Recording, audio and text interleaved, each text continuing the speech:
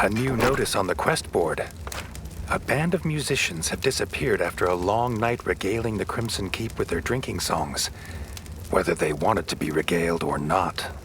Rex, the band's front rat, would know more.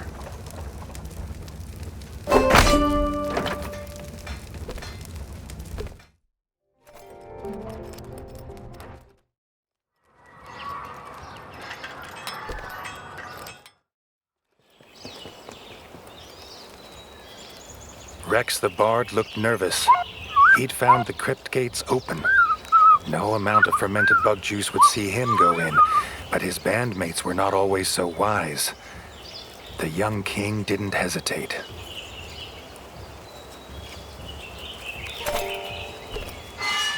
Reggie's head was pained from the drinking and the noise of last night, but he'd still found his bed. What had these young bards found?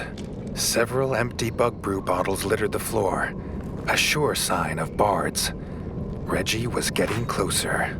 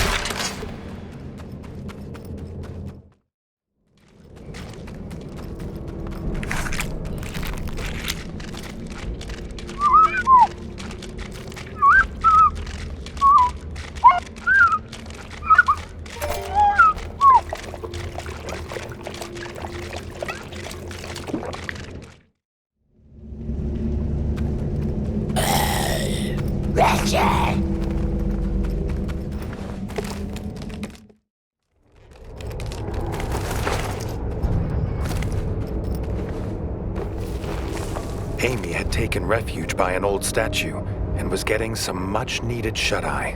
Reggie only meant to wake the bard, but his shout awoke the zombified remains of Mausamoto Musashi. Mausamoto was a legendary sword mouser.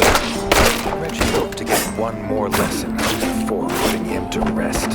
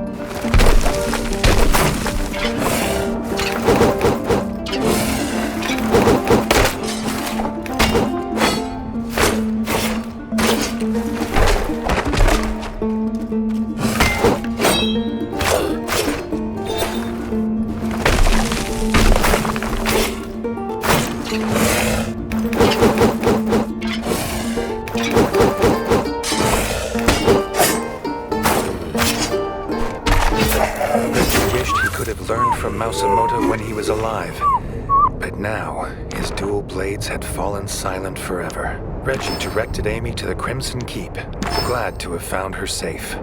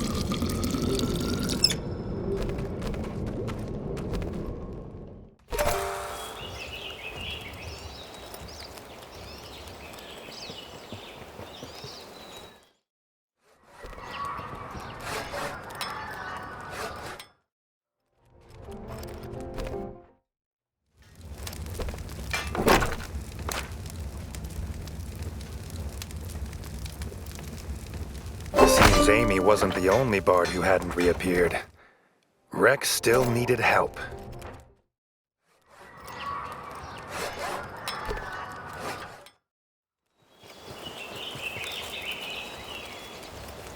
Amy was waiting with Rex. She'd remembered what they'd been looking for in the crypts. The Book of Immortal Song. Maybe Chetty Mercury was still searching the Hall of Books. The dream of music that lasts forever was worth the risk to these talented young bards.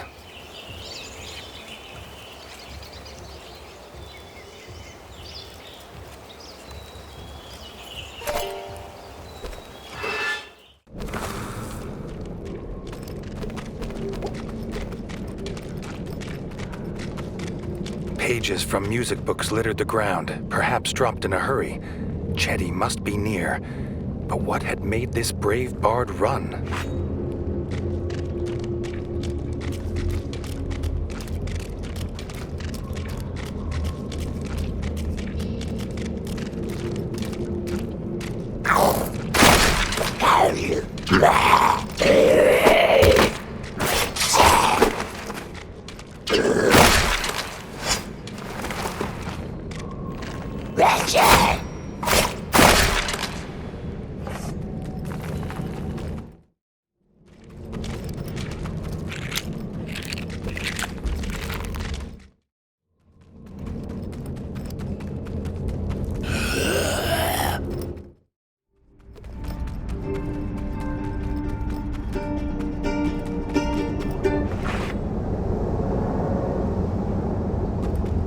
Reggie glimpsed Chetty running deeper into the crypts.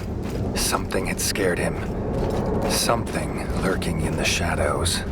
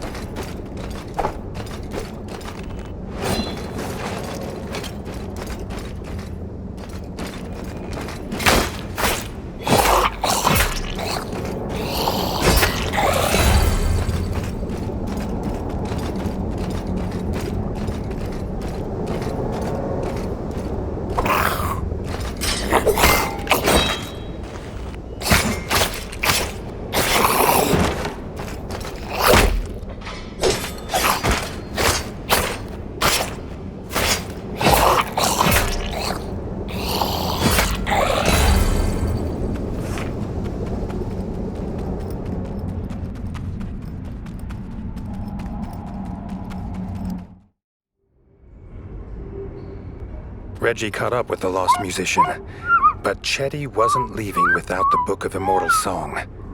Reggie had little choice but to help the bard.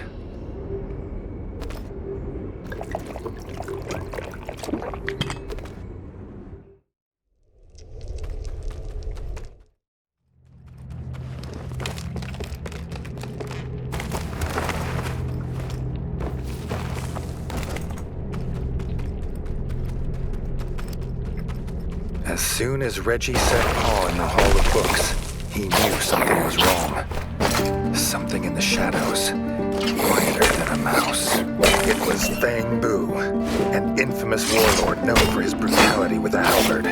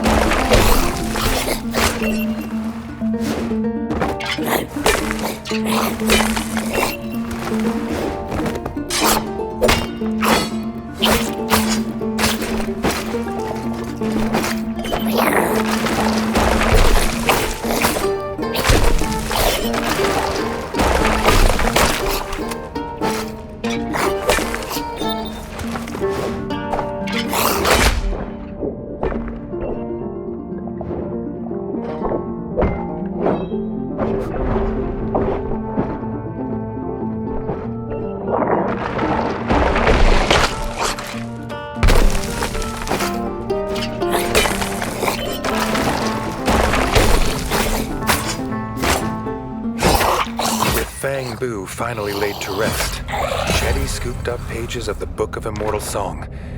With a nod of thanks to Reggie, he scurried towards the surface.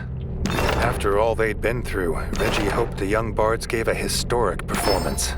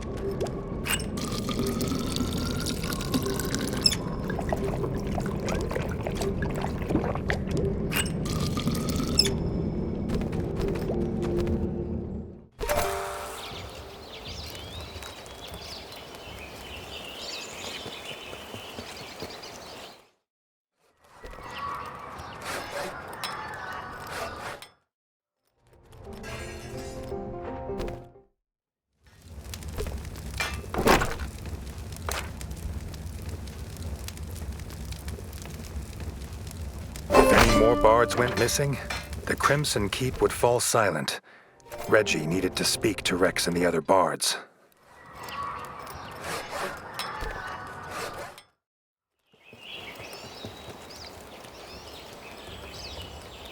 The bards explained that Johnny Nasher had gone into the crypts to buy tobacco from Bertle the Turtle.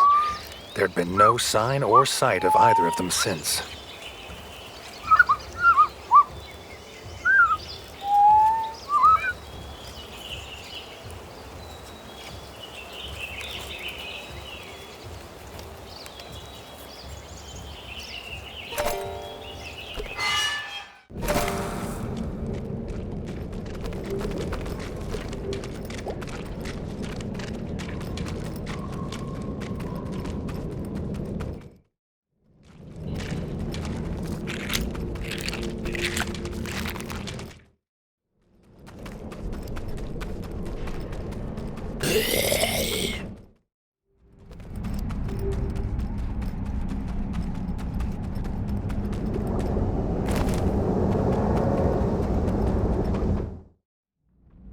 The bard's pipe and tobacco pouch. Johnny would never have left them on purpose.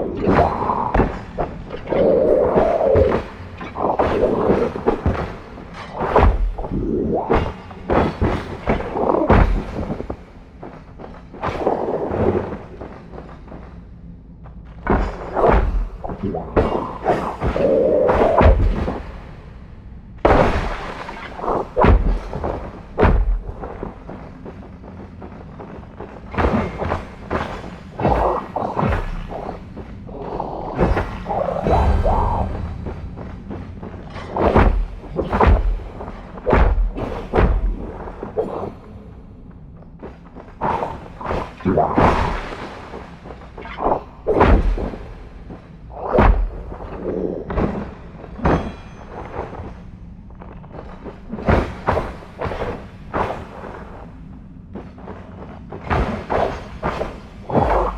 Reggie felled the last of the undead, Bertle appeared, calling for help. A young rat was under attack. Reggie and Bertle rushed to his homestead.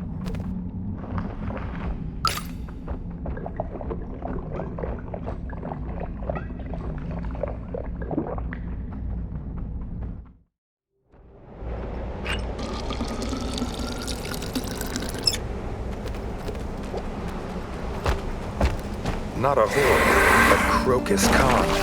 This fearsome Toad King rode his lizard steed into many a battle, but this would be his last.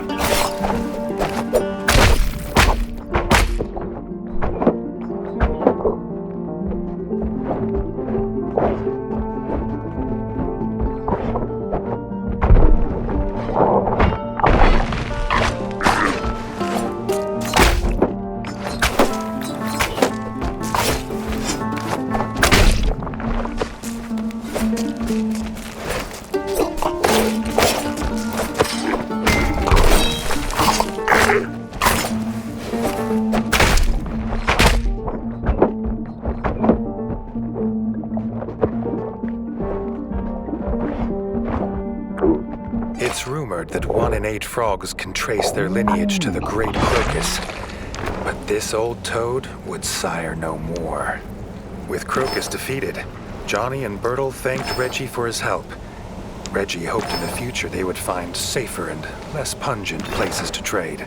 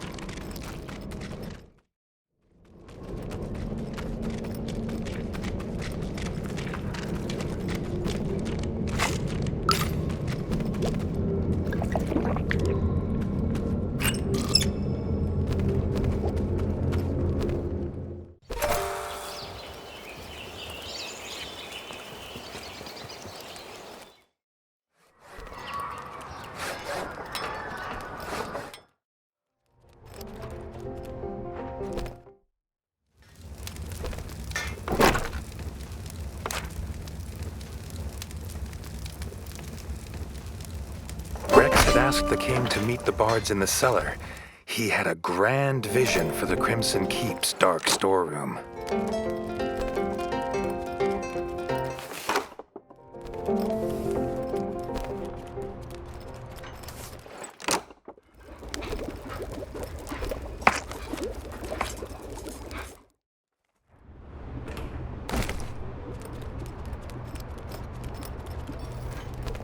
Rex's plan was to convert the dank cellar into a bustling pub, if some rat could gather the materials.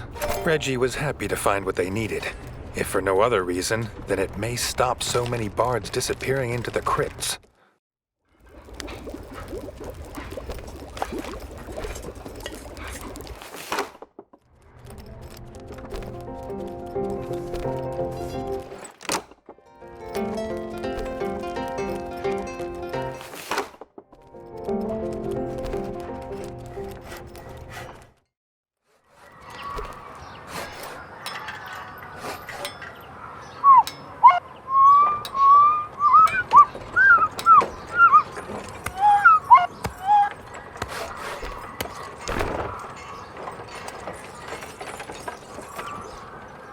The trader was relieved to hear the bards had a trade to fall back on for when this musician fantasy inevitably failed, so he offered a good price.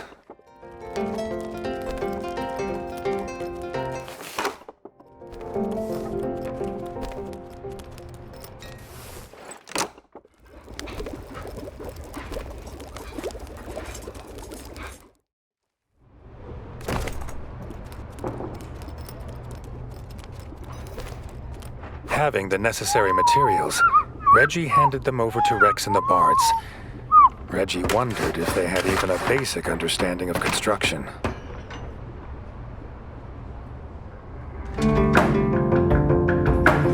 Reggie could see himself spending many a night in The King's Tale, basking in the music, sipping red berry wine, and regaling the rat folk with tales of his battles, whether they wanted to be regaled or not.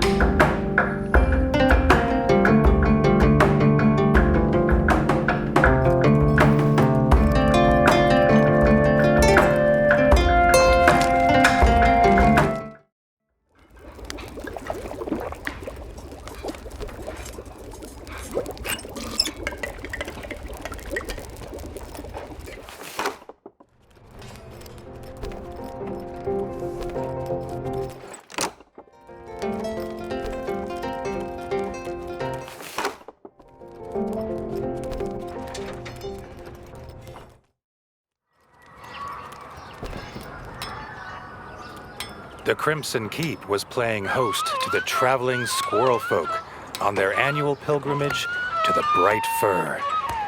They honored the young king with an invite to their Leaf's Fall Festival, the first outsider to be asked to this mysterious gathering in generations. Reggie was pleased to take some time away from battle to experience the wonder of the great golden woods.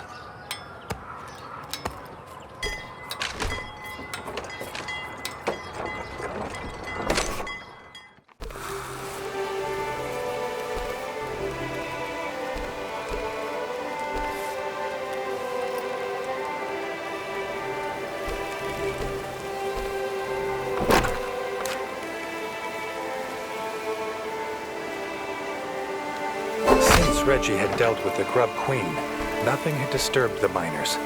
But now, they whisper of a legendary giant. Reggie believed the mudworm was a long-dead creature of rat pup tales, made out to be giant, but only half the size of a cow grub.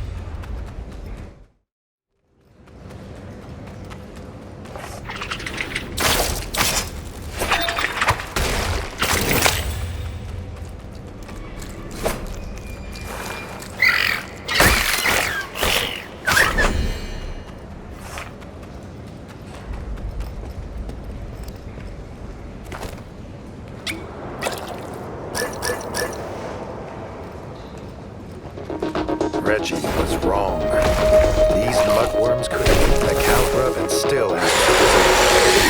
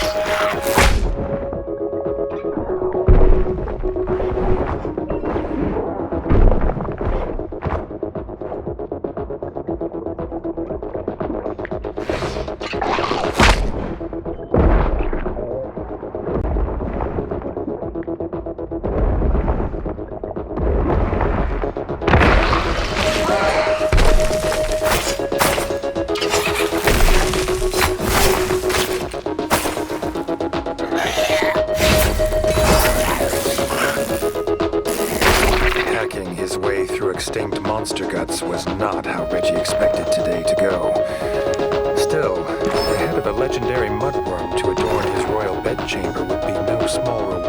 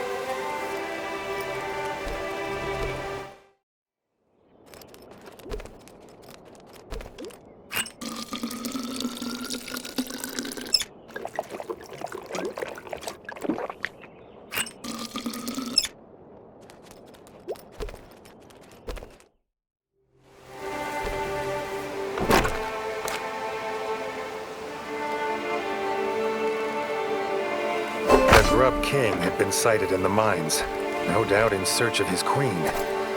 Reggie wondered how best to break the news to him. Probably with a sword.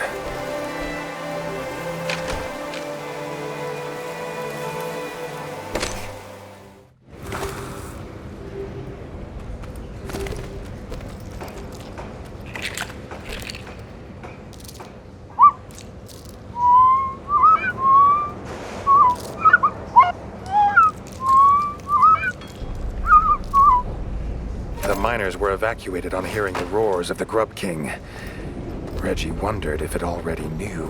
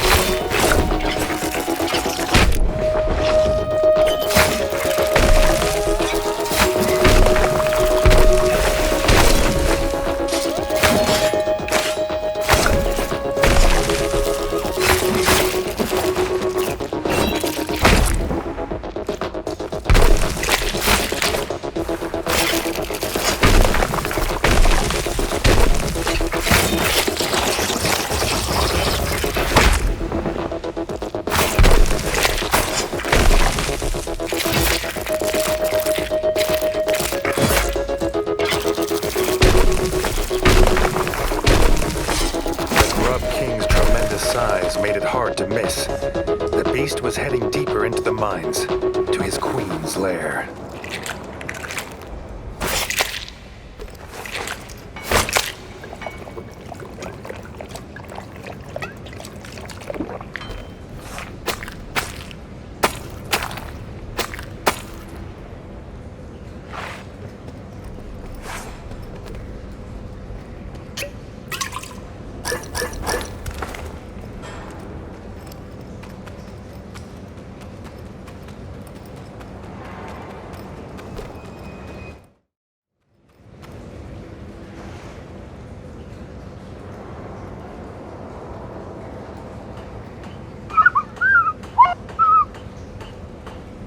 The miners wished their king luck.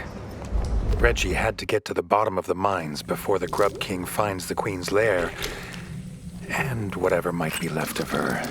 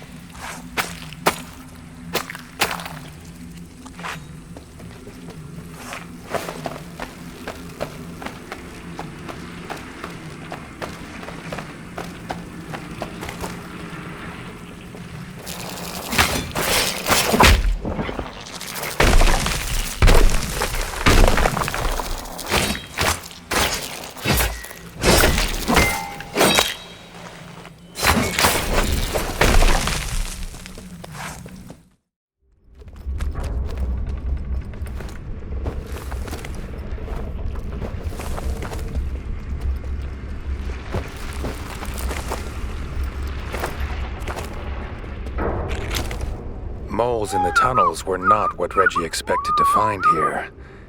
They spoke about seeking materials for their rocket. It all sounded very confusing to Reggie.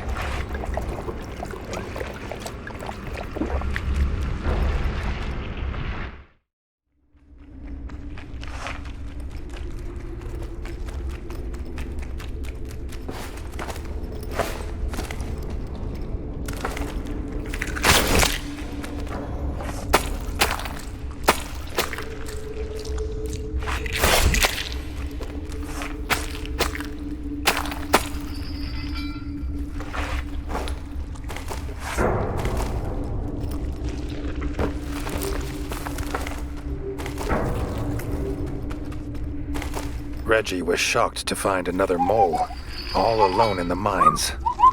Seb, an engineer of the Bolshevik Republic, said he was waiting for Scrapper Team Alpha to return. Reggie had to find them before the Grub King does.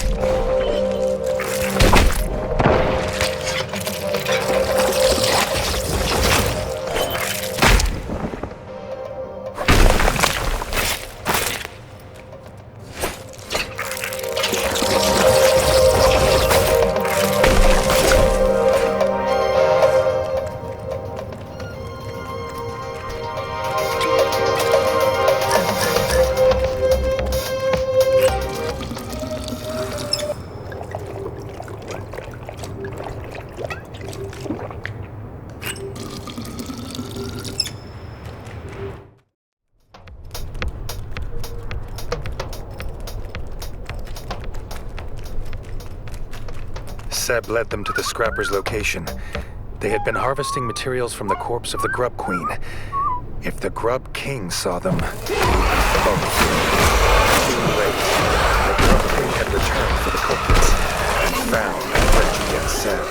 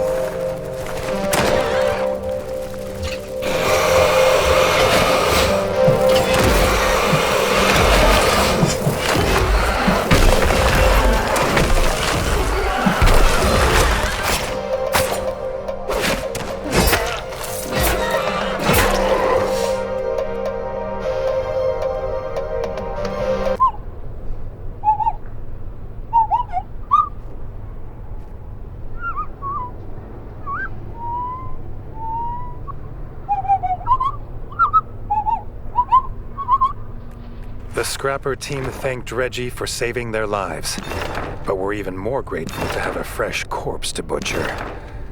Reggie sighed. He was just glad there were no more grubs.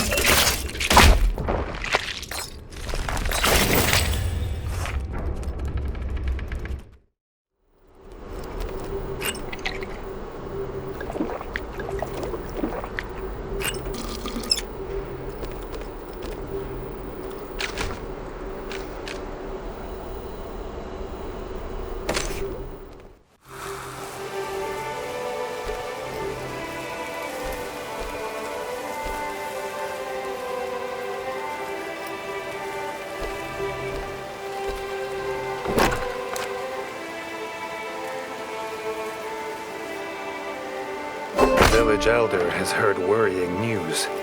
The miners believe the Stalker Queen has reared her spiky head. Reggie agrees to investigate.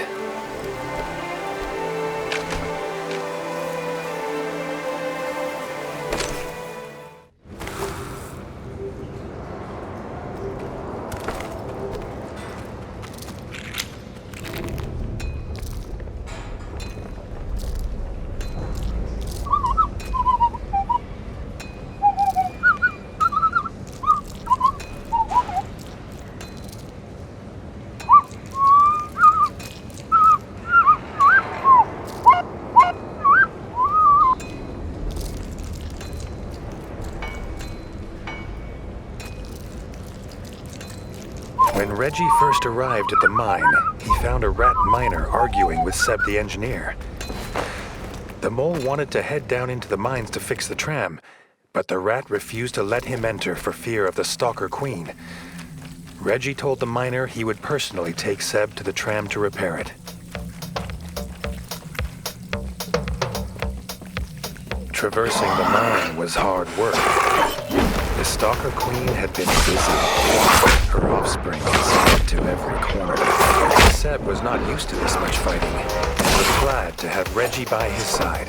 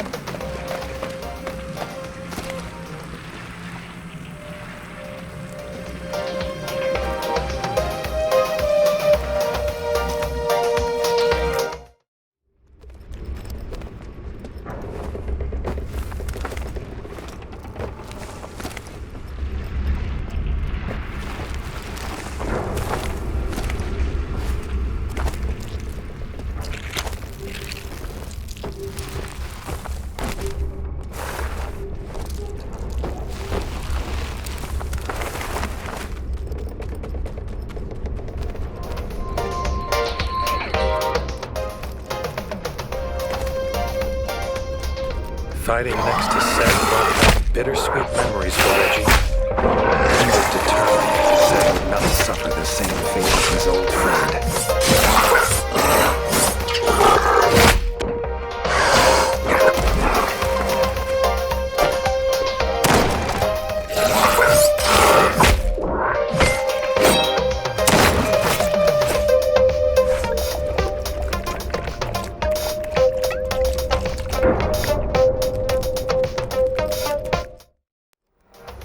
The Stalker Queen and a fresh brood of eggs. She supposed this was a good reason for patrolling late today.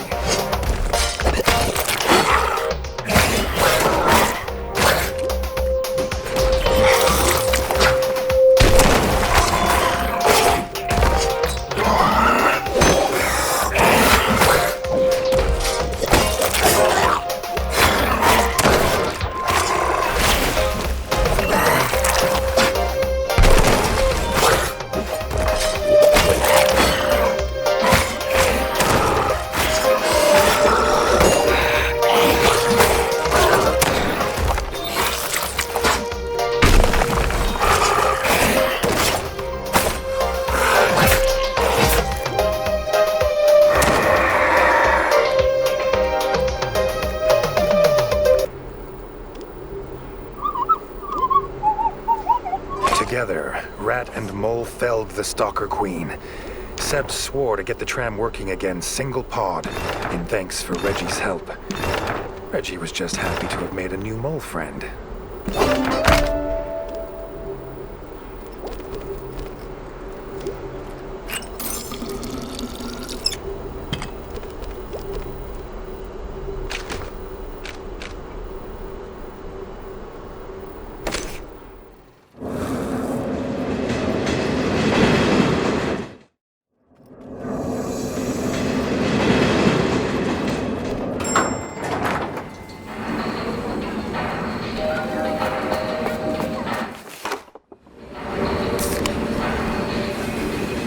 Demolition rarely lost in the arena, but new challengers are always keen to try their luck.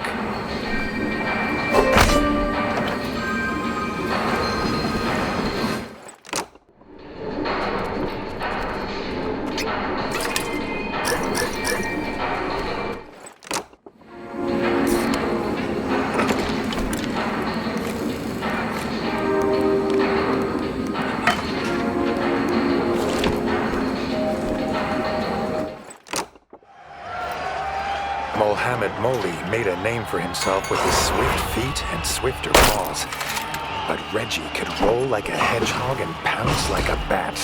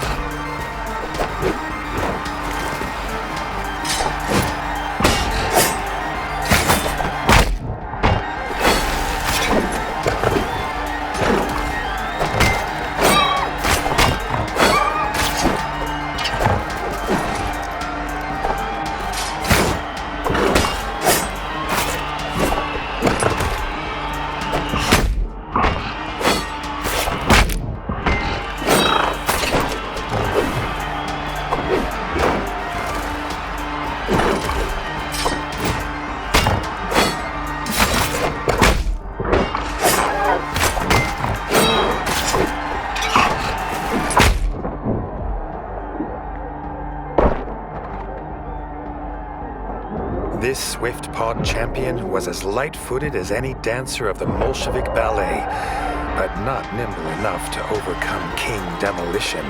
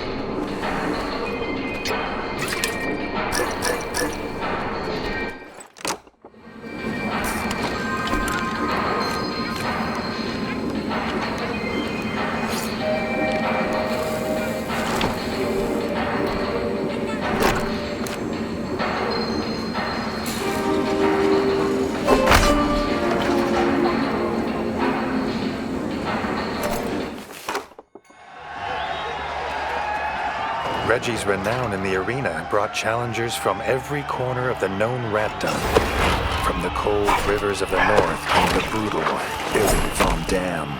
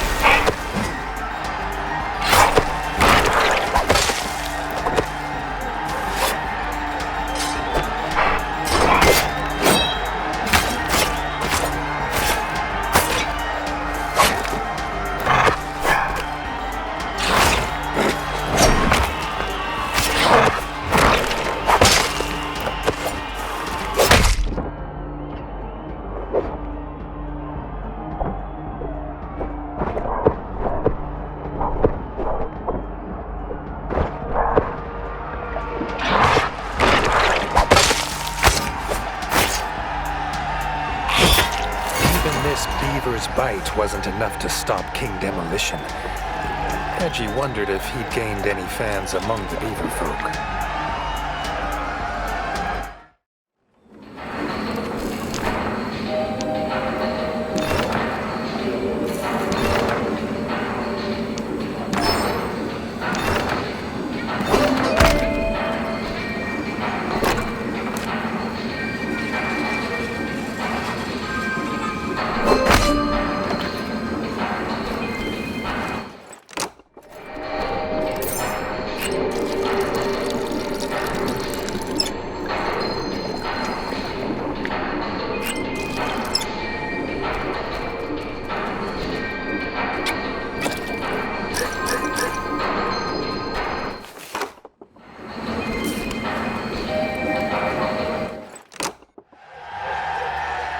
The Grub-Buster armor was Molekind's ingenious defense against even the most vicious grub bites.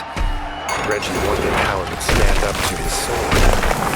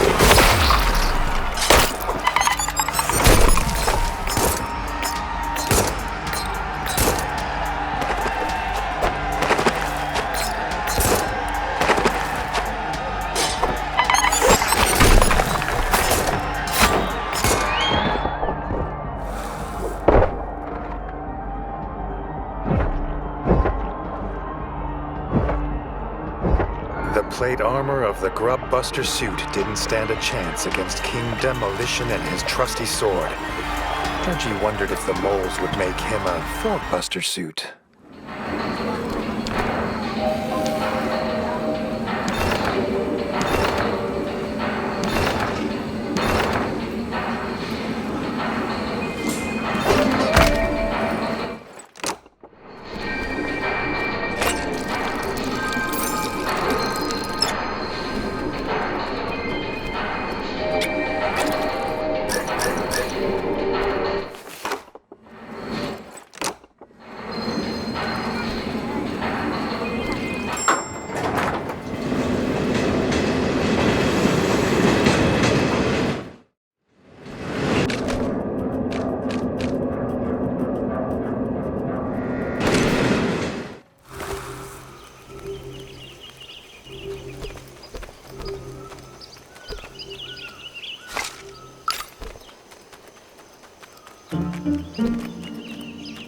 Reggie was greeted by the squirrel guide Zazu at the forest edge. She'd been sent to show the king the way to the festival, a secret path known only by squirrel folk.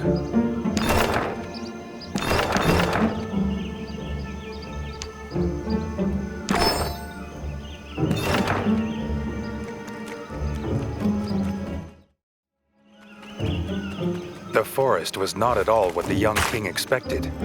He'd heard the bright fir's golden leaves bathed the entire forest in light. There'd been no mention of these giant mushrooms that made the air heavy with spores. The bright fir's golden light fell on the forest clearing and caravans like an enchantment. The mood, though, was not festive, but worried. Zazu, embarrassed, explained the reason they asked the brave young king here was to plead for his help. The squirrel elder and a priest of the bright fir journeyed to the abandoned glimmer mines to harvest bright moss, and had not returned. With the golden light of the camp behind him, Reggie headed back out into the gloom in search of the mines.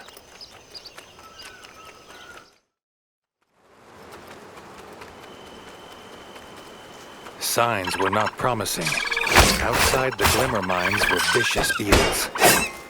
What had driven them from their cave home? The squirrel folk were in more danger than they knew.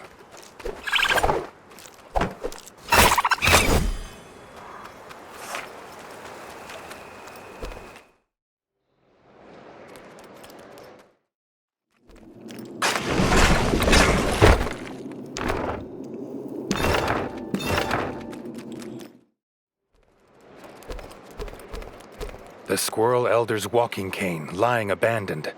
If he didn't have it, Reggie wondered, how did he carry himself from this place?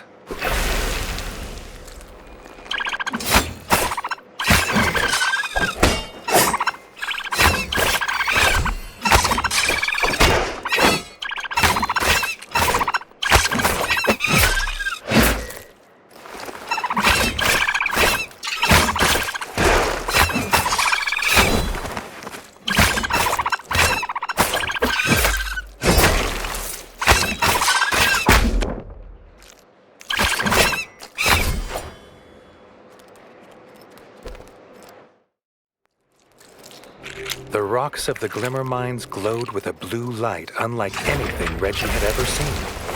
Reggie wondered what the moles would make of this place. The squirrel elder's lifeless body lay on the floor, the priest at his side. Before Reggie could approach, he found out why they were trapped here. This was the nest of the Beetle Queen.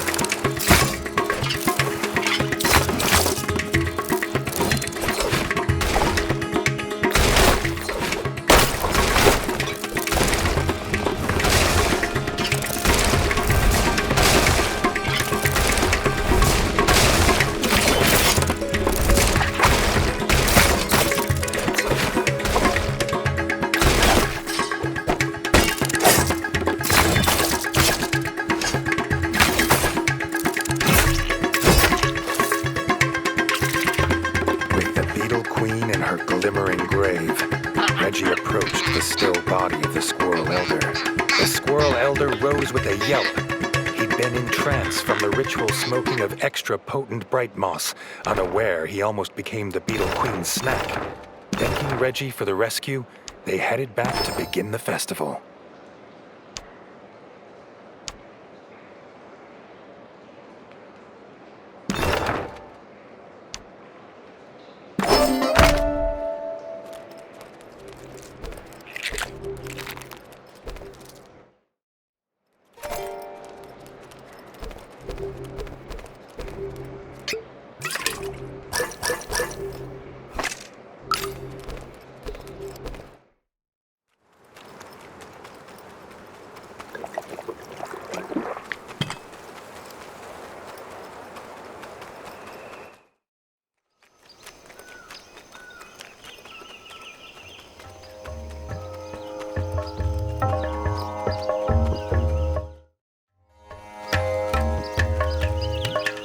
With the Squirrel Elder back at the Bright Fir, with a tankard of bright sap in his palm, the festival of Leaf's Fall could finally begin. No sooner had the Elder raised his cup into the air to begin his opening speech, came the clattering of wood and smashing of glass.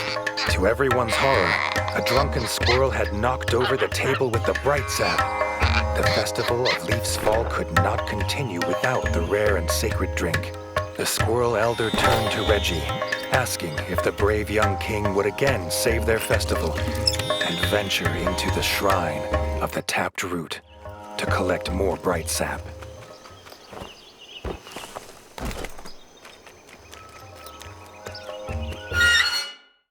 In the maze of bright fir roots, the spores were so thick Reggie had to wear his gas mask. Was this infestation the reason the bright firs were dying?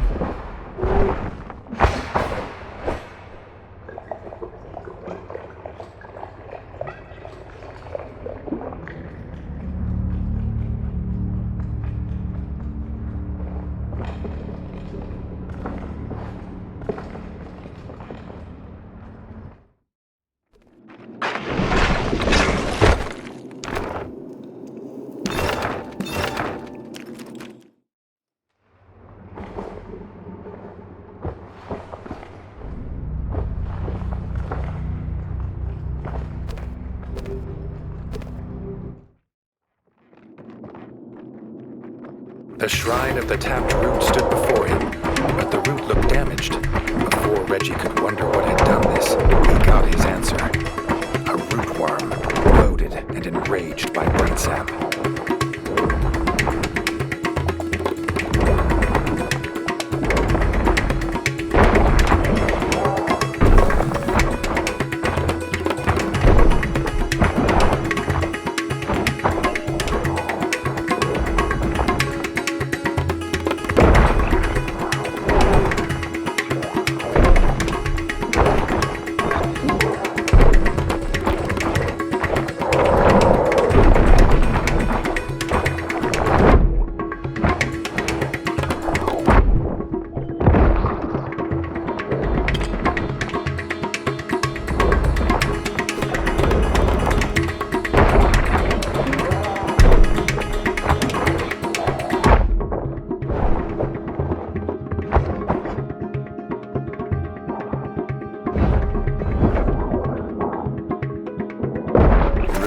Had been banished from these parts for generations. Reggie had a feeling its presence meant something was rotten in the state of Bright Fir. To Reggie's dismay, the tap was broken. Reggie did not look forward to returning to the Squirrel Elder with no sacred sap and news of rootworms.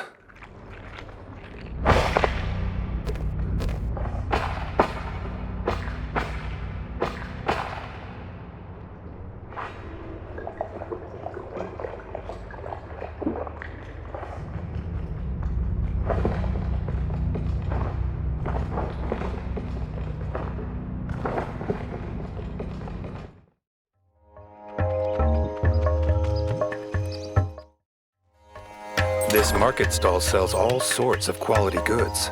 A few coins spent here would spruce up the Crimson Keep nicely. Though shocked at the news, the squirrel elder had an idea. The tap was one of several made in the basement woodsmith workshop of Castle Gray. Perhaps Reggie could look there.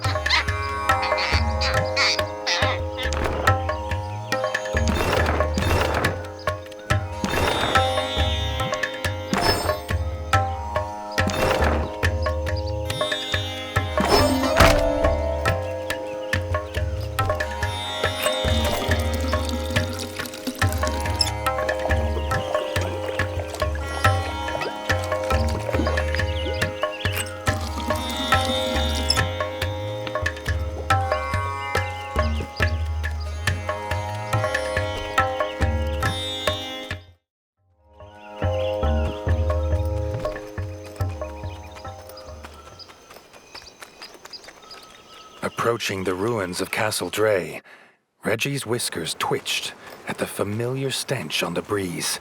He refused to believe it. After all he'd done to be rid of them, it could not be. The frog scourge had returned, a pestilence on the sacred forest that could not be allowed to spread.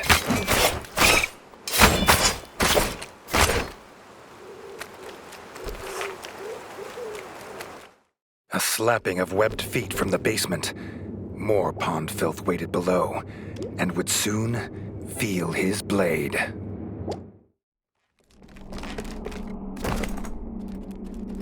The frog squatter was none other than General Hack-Hack, no better than a common thief looting supplies. The only thing he'd be taking today was his last breath.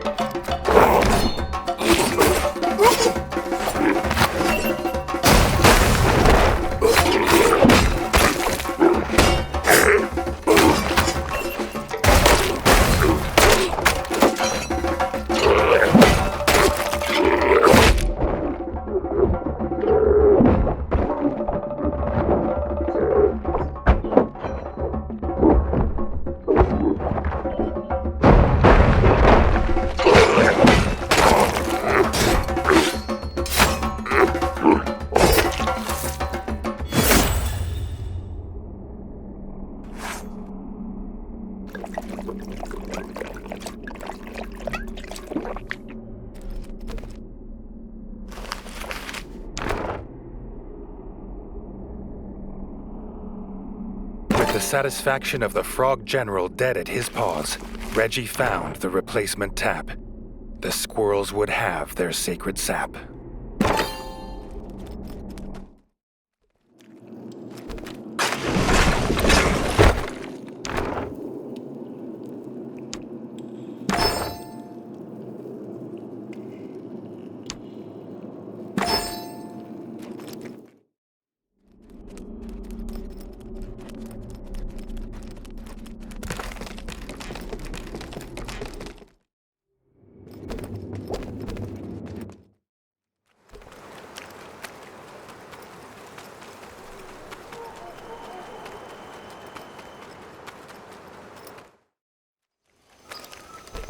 Reggie was surprised to find a mole in Bright Fir Forest.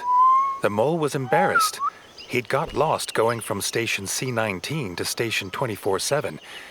Reggie sympathized. Those tunnels were a tough route. Lost he may have been, but still enterprising. The mole had armor for sale, if the king had the coin. The mole had heard of this king of rats who traveled the underground, but never believed it was true. Perhaps Reggie knew the tunnels well enough to give him directions.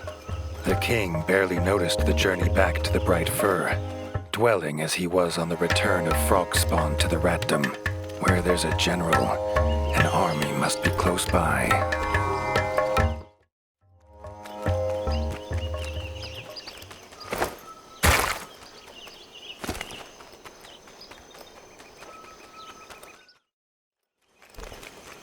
The pilgrimage to Bright Fir was not an easy wagon ride.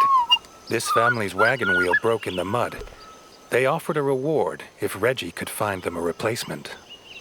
With a new wheel in paw, the wagon would be on its way. Reggie assured them they'd not missed the festival as there'd been a few minor delays.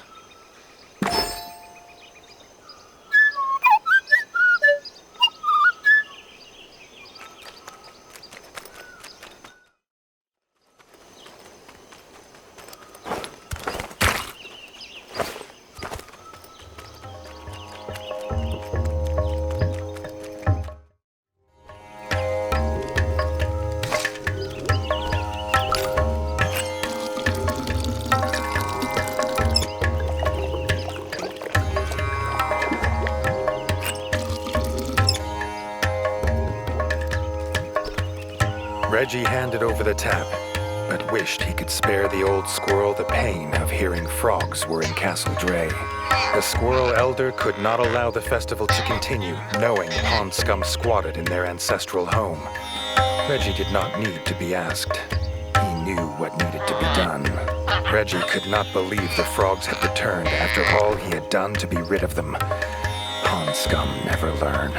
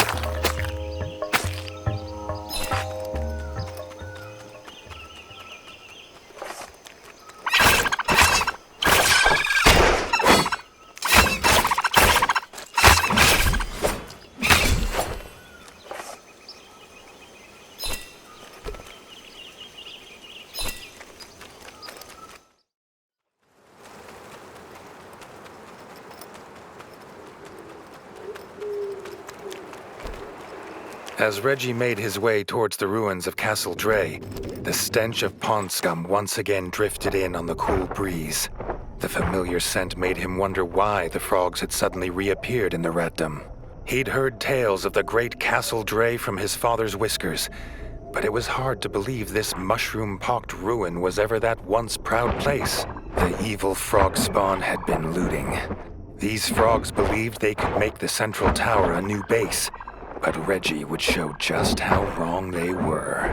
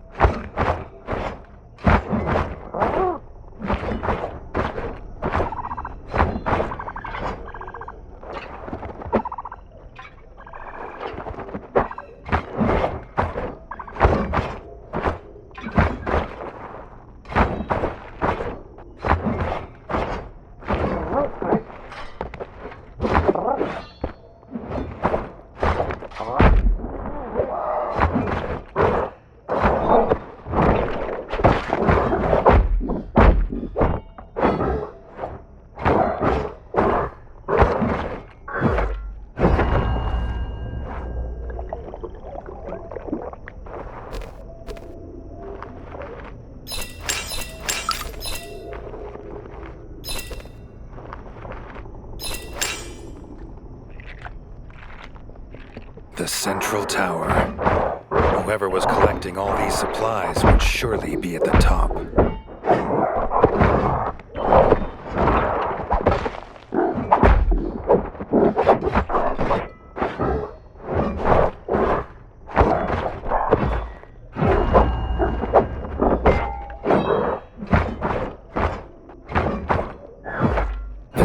king had thought his lust for revenge was sated, but he would not be satisfied until every frog in his kingdom had croaked their last.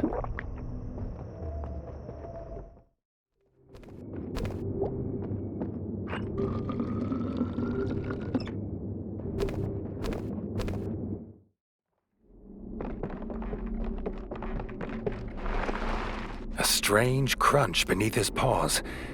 Reggie looked down to see seeds on the floor.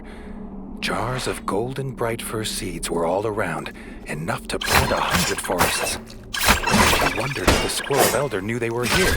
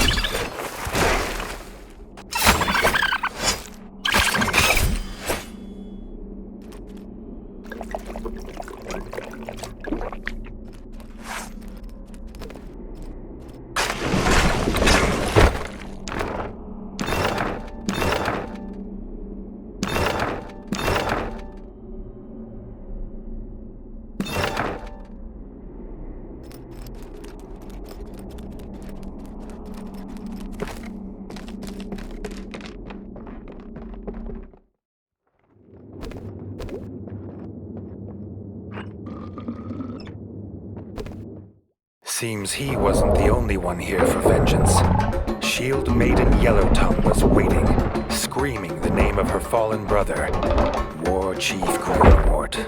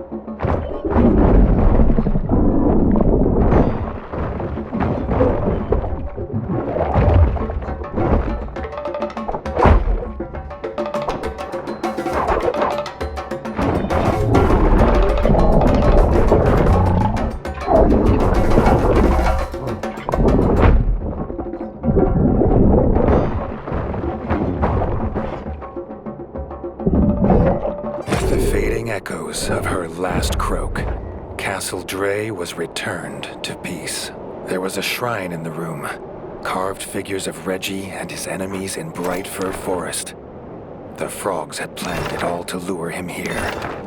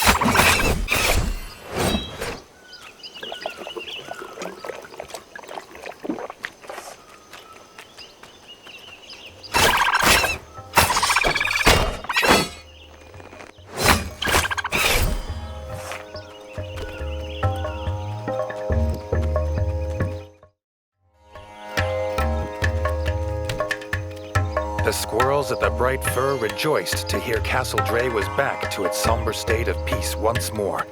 The squirrel elder could start the Leaf Fall Festival at last. Reggie basked in the joy of the squirrel folk, as warming as the golden light of the firs. He reclined in his chair and was honored with a cup of bright sap. Being king has its perks.